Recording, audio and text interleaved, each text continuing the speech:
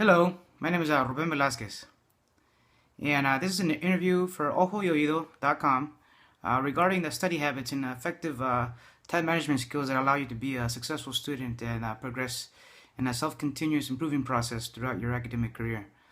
So we're going to talk about a little bit about my background, my experiences, and what I do for a living. So first of all, a little bit about my cultural background and upbringing. So I was born in Guadalajara, Jalisco. I came to the United States at a very young age of 5 years old, and mainly grew up in Arbuckle, California, a little farming town in Northern California, about 45 minutes north of Sacramento.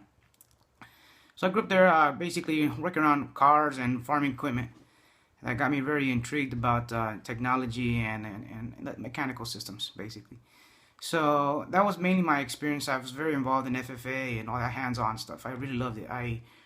That was going to be something that I was going to focus on for the rest of my life. I knew that was something that was interesting for me. A little bit of my educational experiences, and from grade school all the way up to college, post-college. So actually, quite honestly, I can't remember what I did in elementary school or middle school. I do remember probably a little bit of junior high, middle school, up to high school, of course, because I never had the thought process of actually thinking I was going to be a college student. No one ever told me anything. No one ever told me that I was smart enough. No one ever told me any of these things.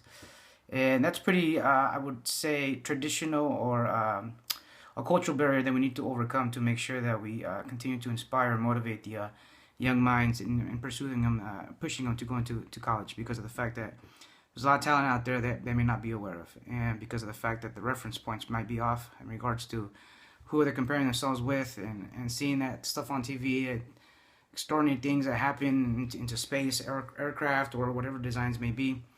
It's something that it is shocking, but believe it or not, it is possible. So I know in junior high, middle school, I was average, I would say. Even high school, I was pretty much average. I didn't stand out academically. Won a few classes, I would do pretty good. I think physics was my forte. I did actually pretty good in physics, and I ended up having a very good counselor at my junior year that actually convinced me that I should go into college.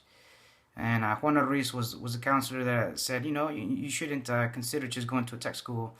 You should use a little bit of your creativity and your personality to try to pursue something else. So that's when I decided to go into college, and I attended Sacramento State, and I majored in mechanical engineering. And from there, you get to meet people, and you get to be active on campus and get to expand your network. And from there, I was able to get a job at a power plant, working as engineering technician. And I worked at Folsom Power Plant. So by the time I graduated college, I had actually 4 years of experience working in engineering. That allowed me, when I graduated, to actually really decide where I wanted to work and who I wanted to work with. Most importantly, the skills that I learned in regards to time management, making sure that I was very logical, not emotional, in regards to decisions that I was going to make regarding anything from studying to going and having fun. And that's the very fine line, is how much fun should I have, That was something that could have been a challenge. I was very lucky that I had older mentors that helped me out. So throughout my whole life, I had various mentors. It's not something I just thought of out of my own mind. It's something that older people from wisdom and from knowledge and from experiences provide you the feedback that you need in order to make sure you are perfectly aligned to what you should be doing. So I was very fortunate to have those type of mentors, early in my career all the way up till today, So a lot of the stuff specifically focuses on time management, making sure that you're very strict with your time, being creative, planning out your phases of life, making sure that you're hitting all those milestones. And one example of that could be having a 5-year plan. This is an example here that breaks down a 5-year plan from your first year all the way up to your 5th year, and it just breaks down an example along with specific areas that you need to focus on. This is just an example of something that allows you to develop some goals and allows you to have this urgency, right? This sense of urgency, which is very important.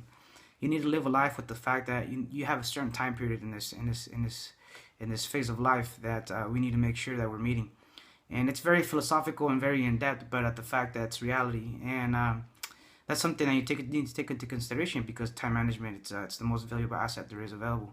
So we need to take that very seriously and find out ways of how we could save time, ways of still having fun and enjoying your phase of life, but at the same time keeping that goal in the back of your mind that yeah, I have plenty of time right now to enjoy this phase and have fun. But at the same time, when it comes to Monday, when it comes to whatever day, I need to go back to my regular routine. That's the fine line regarding separating the business and the fun. That's probably the most critical skill, I would say. It is necessary not only in your academic career but also in your professional life as well. Study habits. My biggest study habit, because I was very, I would say, very analytical and very. I had a big imagination, so I could foresee things. I could see things in the 3D. I could turn them around in different rotations. So to me, that was natural. I mean, when I was doing certain classes, that was natural. So what I would use previous experiences that I've had experienced before, and relate to them, like chemistry.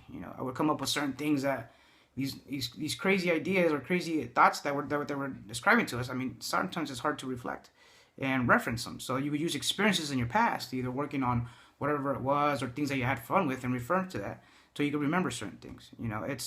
It's always about reflecting back and comparing it to something that you've already experienced, already learned, and that's the best way of actually making sure you remember that information. At the end of the day, you're not going to remember any equations, chances are, all these concepts. You are going to remember how it works, how it functions.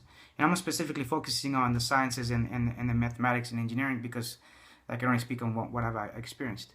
So that was my biggest thing, is finding out how I could relate the information that I'm learning today and how it's applied, and using that same concept and remembering the concept. That was going to allow me to not forget the concept, and I could always refer back to the equations, or I could always refer back to information. See, people think that engineering is hard and difficult and all these negative things. It's not easy, of course, but it takes time. It doesn't necessarily mean that you need to be smart, that you need to be the genius in the class. Actually, you don't want to be the smartest person in the class, because you're in the wrong class. You need to be that person in second place. You need to be that person in second place because you are learning from the person in first place.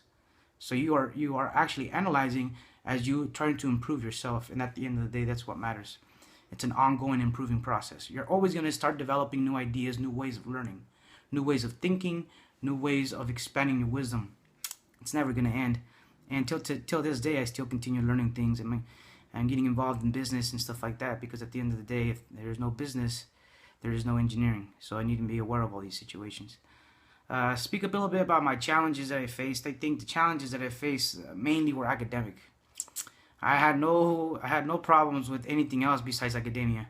Academia was the biggest challenge because I always felt I wasn't smart enough, so my self-confidence was very low, normally. So it's until there were certain classes that I would take that would develop the certain skills. Were like, actually, I'm not as bad as I thought. I actually did pretty well in the machine design and various other disciplines that were actually a specialty, and all related because of the ways I grew up, the machinery that I saw, all the technology that I saw growing up allowed me to reflect upon bearings, upon gears, upon things that the way they work. So when we were doing design classes in school, it was easier to me. It's like, yeah, I know what that is. I know what a gear ratio is. I know what this is.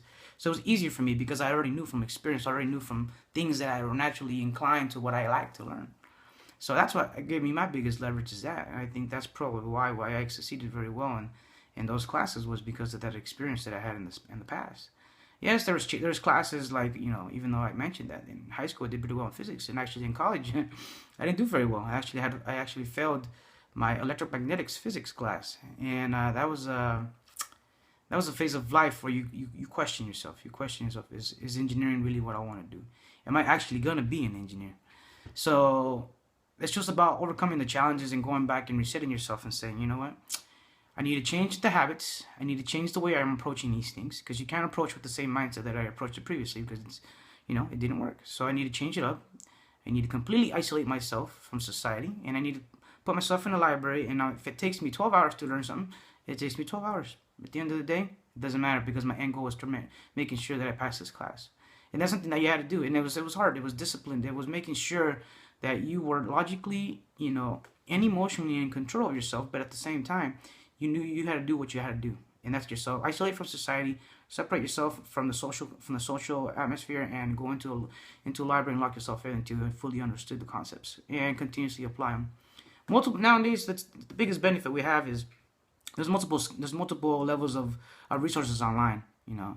Khan Academy, YouTube, all these areas that allow you to basically repeat the lecture in a different perspective and with a different professor, so you can understand it. That's the biggest leverage that we have today, and that is what you need to continue to use, because that's something that we didn't have 5, 6, 7 years ago. It's something that's fairly new, that especially at Khan Academy, and allows you to break things down and makes you explain things in a different perspective.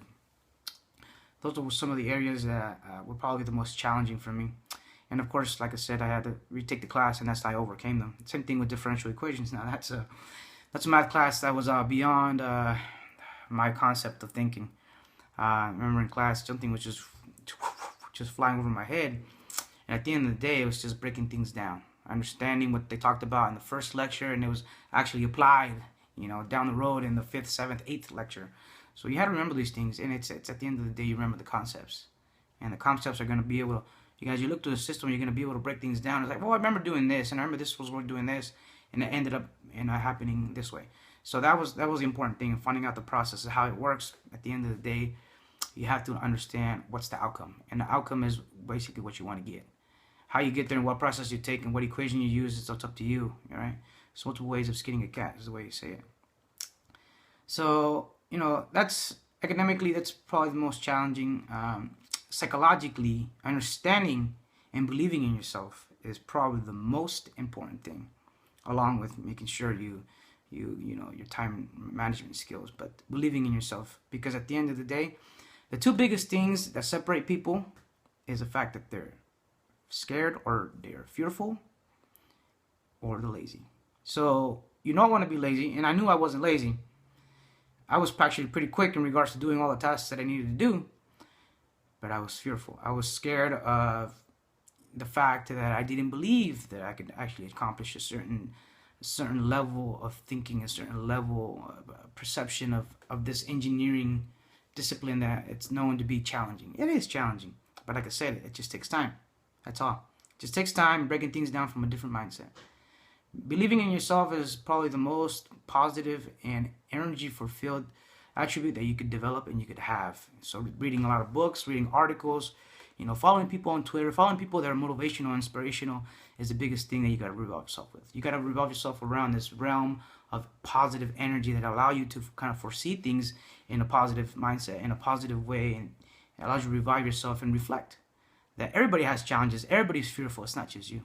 So that's the biggest thing that I learned. I've started developing a lot of those skills, read a lot of books, and allowed me to develop that. Then naturally, after you read so much, things come to you when people are feeling down, or people are feeling challenged, or you're aware of the challenges that are involved in our society. You know how to try to tap into it and share your personal experience. And this is the reason why I'm here today, is because of this. It's because of the fact that I was in your guys' shoes at some point in time, and I'm here today, and I'm letting you know that, just as long as you don't give up, you revolve yourself positive energy, your time management skills, and you're making sure that you believe in yourself is the most positive thing you could possibly do to yourself to make sure you're successful. So my study habits were something that I developed over time. It's something that I didn't learn from one day to another. It develops over time, and you'll get better and better. There's tons of articles out there. There's no point in me having here specifically breaking down the specific skills that are needed for studying. You could just easily Google them. But at the end of the day, reflecting back on something of your previous experiences and making sure that it revolves around you. So once again, thank you for the opportunity. My name is Ruben Velasquez, and I am a Boeing engineer here at the Seattle plant. And I'm also looking forward to meeting you all. If you have any questions, feel free to Facebook me, Ruben Velasquez, and I'm also available on Gmail. You can email me at ruben.velasquez56@gmail.com. Thank you for the opportunity, and wish you all good luck. Thank you.